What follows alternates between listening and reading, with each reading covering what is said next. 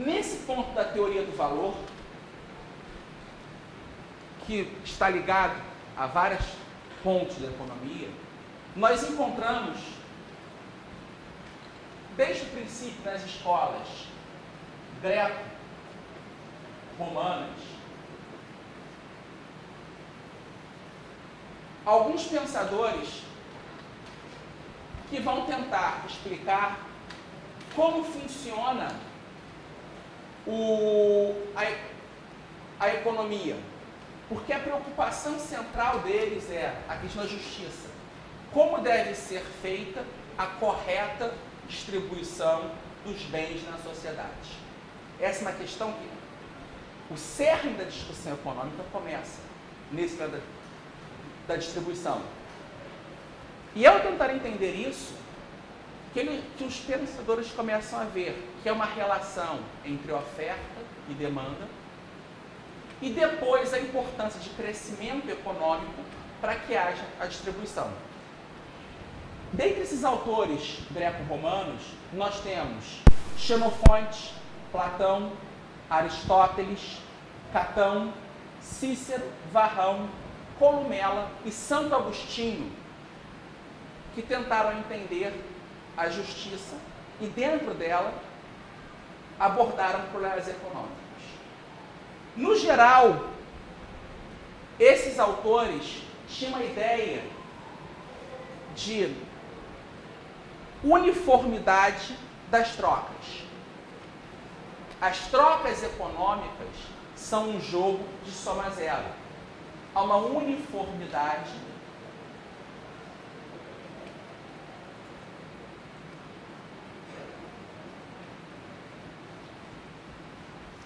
você troca uma caneta por outra. E as diferenciações, é uma visão bem quantitativa. Ah, essa caneta vale 1. Eu vou trocar uma caneta que vale 1 por duas que valem meio. As trocas sempre se equivalem. É como se não entrassem novas informações nesse sistema de trocas. A situação muda quando, na Idade Média, surgem os escolásticos,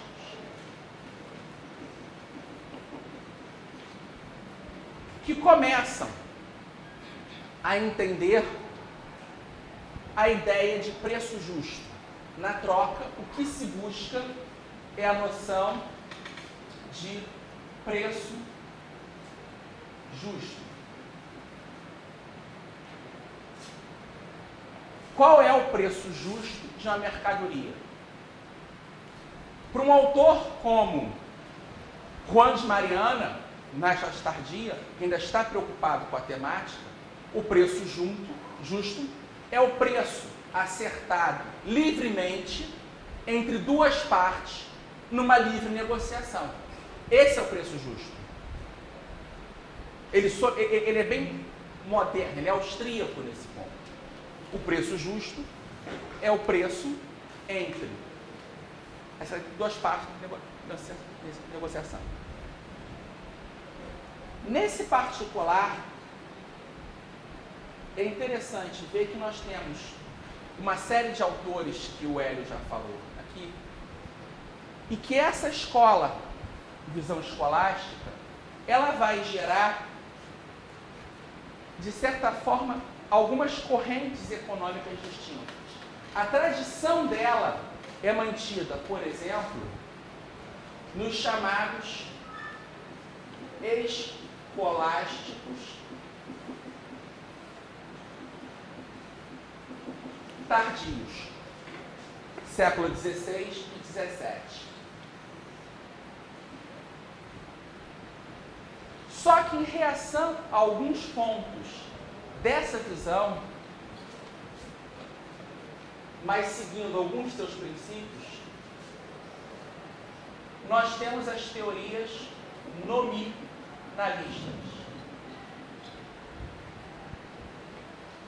Essas teorias nominalistas vão tentar entender a questão do preço antecipando em muitos aspectos a ideia, por exemplo, da teoria quantitativa da moeda dos monetaristas.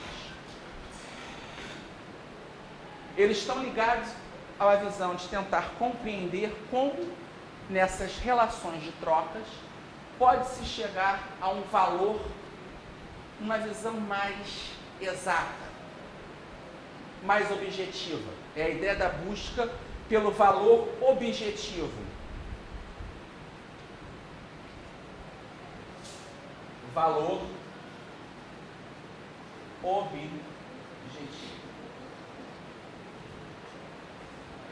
Essa corrente nominalista, ela vai influenciar, de certa forma, duas correntes econômicas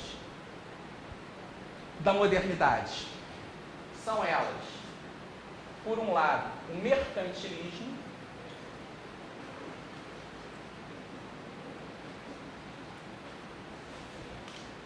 com a noção de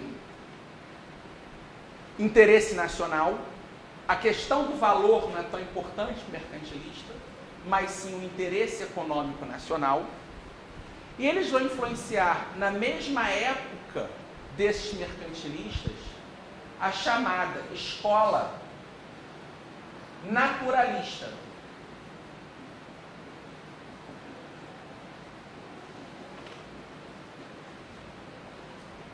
Na qual nós vamos incluir principalmente os nomes de Thomas Hobbes, John Locke, Richard Cantillon, e o mais famoso deles, Sir William Petit, que ele vai discutir a ideia da ordem natural da economia. A ordem natural. E o mercantilismo de interesse nacional.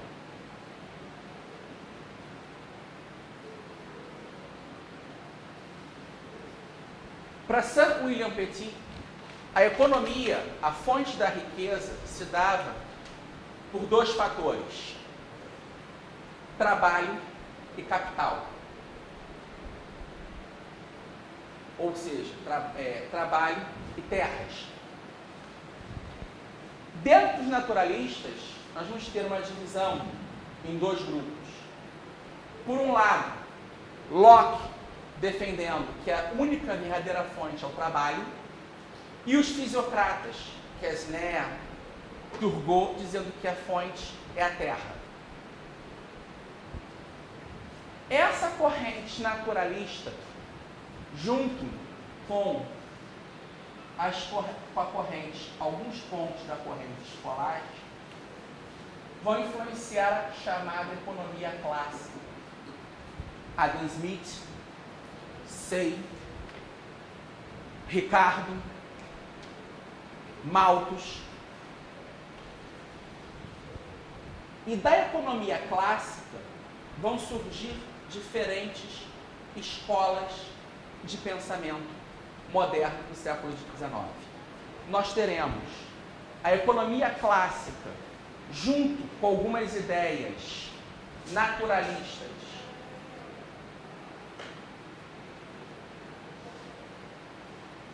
influenciando a chamada escola utilizada. Deixa eu apagar aqui, vai ficar mais fácil.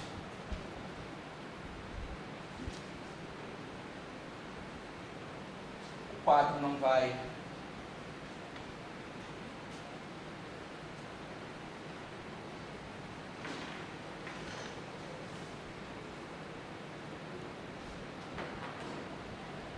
Economia clássica.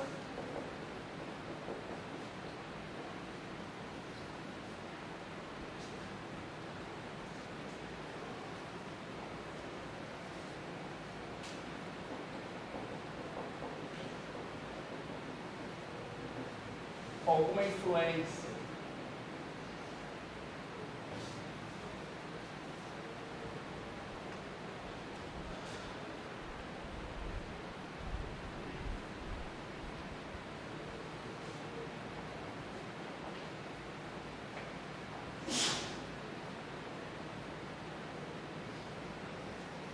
e as escolas proto-socialistas, com alguma influência dos mercantilistas.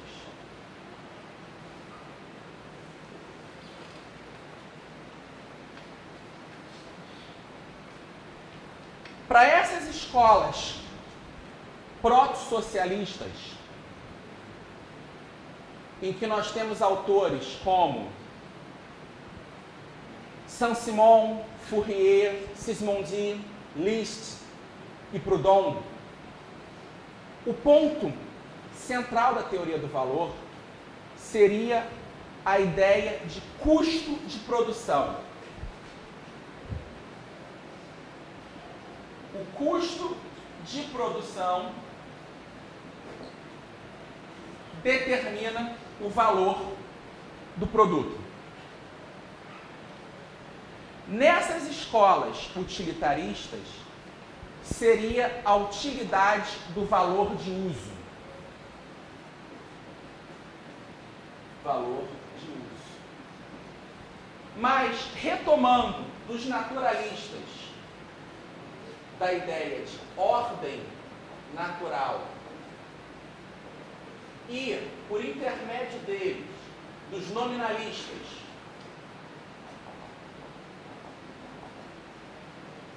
a ideia de valor objetivo, é uma teoria de valor de uso em que nós temos uma utilidade objetiva.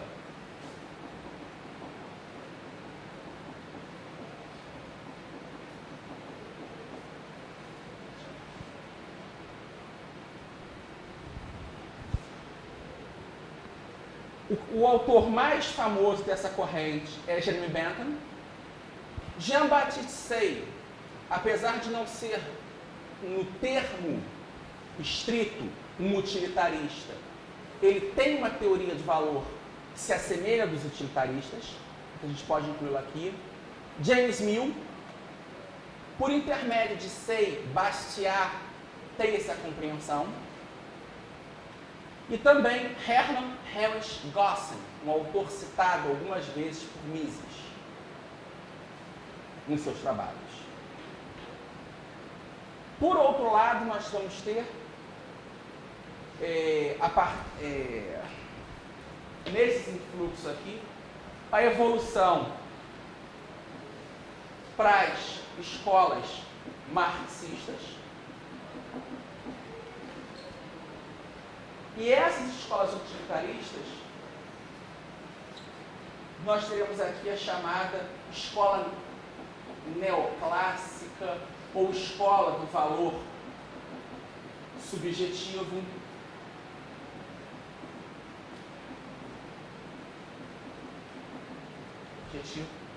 Quando três economistas, um austríaco, Karl Menger, um suíço, francês, Léon Warrat, e um inglês, William Stanley Jevons, no ano de 1871, defendem a ideia da utilidade marginal ou do valor subjetivo. Os socialistas vão dar um passo adiante. No custo de produção, eles passam para a teoria da exploração do trabalho.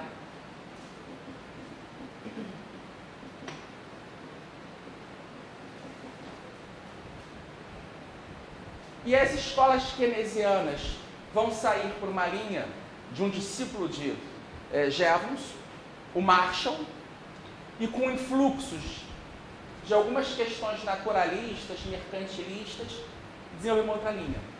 Então, dessa escola neoclássica do valor subjetivo, seguindo a linha de Menger, que nós vamos ter a escola austríaca de economia.